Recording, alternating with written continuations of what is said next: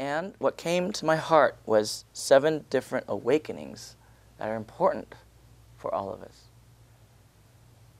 And since we have a whiteboard here, if someone wants to write them down, shorthand, that's fine if you want. If you don't, it's okay. I don't feel like getting up right now. But, because I'm already in the seat of flow, I don't want to lose it, right? I'm on a roll, so let's just keep going, right? So the first awakening, and they're not necessarily in chronological order, but I'm just putting them in this order. The first awakening that humans can awaken to is the truth that God is real. Now, even an atheist can awaken to this truth, okay, and still be an atheist, okay? So I'm not saying you have to, it's talking about God in a particular way, okay? So an atheist can be a very spiritual and enlightened atheist too, all right? If you understand that the word God is not limited to one particular definition. So God is real. What that means on a deeper level is that, again, spirituality is not about religious belief, but religious or spiritual experience, spiritual practice, cultivation, and development. Spiritual experience. So that's what I mean by God is real. We have to awaken to the reality of spiritual reality as an experience and not just a belief. You see, just because you say, I believe in God, doesn't mean that God is real to you yet. That's what I mean.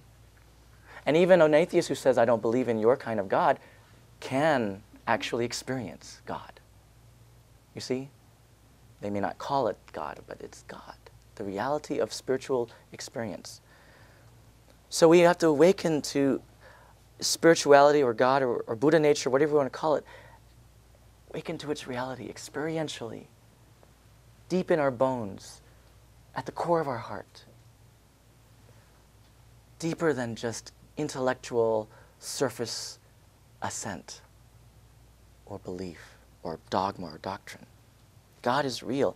And the second great awakening is that God is one. And the third awakening is God is love. And the fourth awakening, God is in all.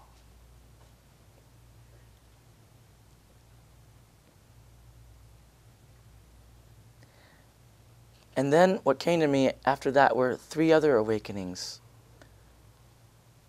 The fifth being awakening to the truth that, or I don't know how to exactly say it, but basically it's a practice of releasing all that is not true, releasing all that is not good, releasing all that is not love. To release all of that. Release all that hinders love, you could say it that way. And the sixth awakening is its companion. Cultivate all that is true. Cultivate all that is good. Cultivate all that is beautiful and all that is love. So perhaps cultivate that which supports love. You could say it that way. And finally, the seventh awakening, our purpose is to become a fully enlightened channel of God's love in the universe. Our purpose is to become a fully enlightened channel of the love that is at the core of Buddha nature, our true enlightened nature in this universe. What's interesting as I kept meditating on these revelations that were coming to me was that each religion has a little emphasis on one of these, more or less. I thought about it, and of course it's just a generalization, not necessarily completely, fully true. But when I thought about God is real, I thought of one of the most ancient traditions is Hinduism, you know. And so God is very real for them. And then along came Judaism, reminding us, well, God is one. And then Jesus came along. God is love. And to remind us all of the fourth truth are the simple, humble, beautiful tribal peoples of the earth that have kept the most ancient wisdom alive to this day. And that is God is in all. And releasing all that is not true or good or love, well, that's a Taoism emphasis, you know. You just let go of that which is not true, and then you automatically have what is good, true, and beautiful. It's a Taoist principle. And sixth, cultivate all that is true or good or beautiful or love. To cultivate that.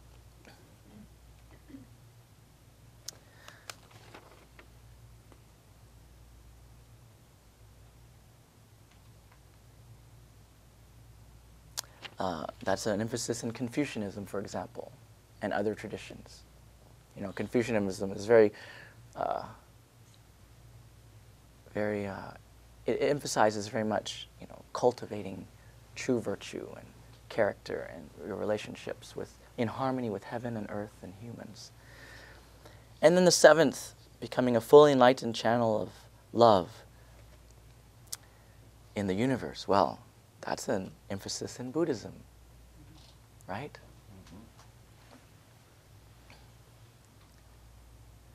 And of course, all traditions have all of these in various ways. I'm not saying, you know, one is only, but I'm just giving an example. This is one, if we could all see that every tradition has something to offer, then we wouldn't fight and kill each other. We would learn from each other and enrich our own tradition.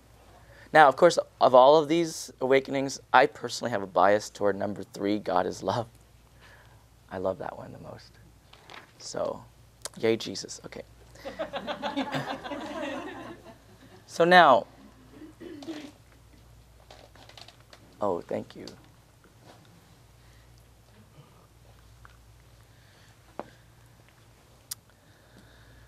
Oh, I had a lot more to share. Well, but it's already almost time. What should I do? Continue going. Keep going. A little more. Keep going. Just, okay, how about 3 more minutes? I don't know, just 3 more. Is that okay? Yes. 3 more minutes. All right. By the way, you can also correspond these different awakenings to the 7 chakras as well. But I don't have time to go into detail about that. You can read the email I sent about that. Or just use your intuition. So anyway, I want to bring this down to practical before I close the message. And I want to share, I felt a deep peace a few days ago, finally. You know, some of these retreats were pretty tough on me, and it didn't necessarily feel peaceful at the time. And that's okay, because, you know, when you practice, you don't look for the results while you're practicing. It usually happens afterwards sometime. It kind of hits you spontaneously. But finally, I was like, okay, I've done 5 weeks. If I don't have anything to share with anyone, they're going to close the center down. So, Buddha, you better speak to me. So anyway, but finally, at the retreat in Vancouver with Thich Nhat Hanh a couple of days ago, it finally happened in the morning. Just this gentle breeze of peace just washed through me.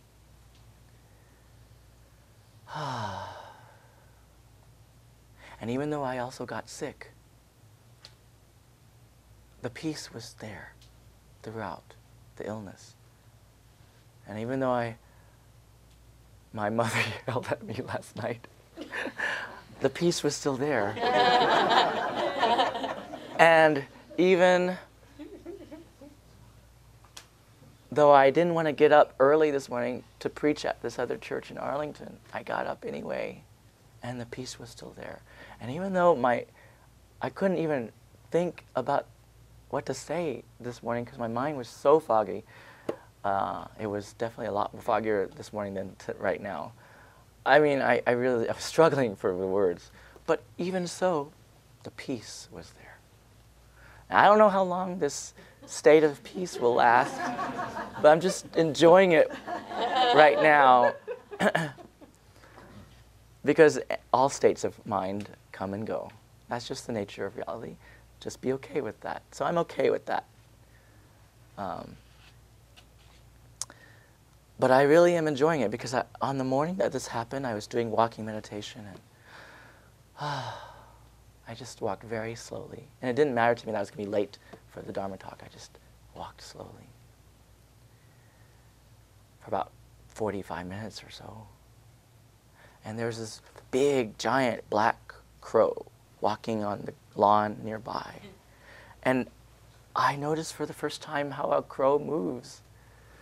So it moves like, here's its head and here's its tail. When it walks, it's kind of like, swishing its butt, it's kind of cute. And its head kind of does this thing. And it was the most beautiful, amazing thing I've ever seen. It was so cute. I just wanted to squeeze it. It was such a beautiful manifestation of Buddha nature, of God's love, of the universe. And I just loved it. I loved that black crow. And then I started seeing all the different colors of the flowers. And I was like, wow, there's a lot of different designs of flowers. And then I'm only walking, a quarter of a mile or so. I wonder how many other wondrous designs of flowers there are in the rest of the world. But here on my path, there's already so many, dozens. And the tree leaves, even tree leaves, the way they form shapes. And there was one that was very interesting I'd never seen before. And it was, just a normal kind of what you'd think of a tree leaf. But it was jagged at the edges. It was amazing. And then there was this plant on the ground that was as fuzzy as a rabbit. I have no idea what kind of plant that is, but I want to find it and put one here at the center. I love it. I bent down and touched it, and I petted it like a rabbit. It was so cute. And I talked to it. You were so cute. You are a beautiful creation of God. You are a beautiful manifestation of Buddha nature. You are a beautiful existence of the universe. I love you. Thank you for being so creative. Thank you for being you. And on one other tree, there were these little tiny green aphids just crawling around. And I was being a little playful, so I took a little object in my pocket and just gently tickled them. And they were scurry off, They were so cute.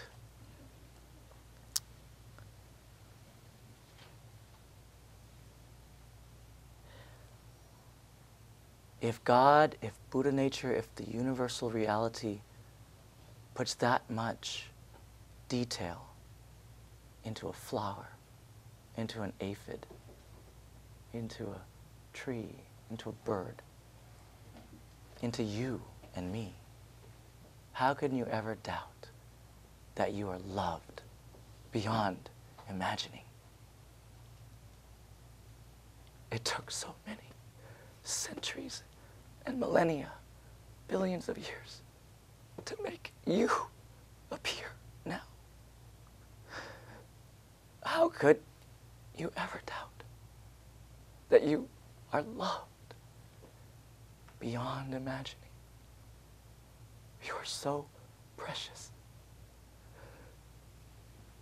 And not just you, but your neighbor too. All your neighbors, gay or straight, black or white, or Asian or Latino, Muslim or Jewish or Christian or Buddhist. short or tall, young or old. All your neighbors, human or animal, or plant or mineral, all beings are precious beyond imagining.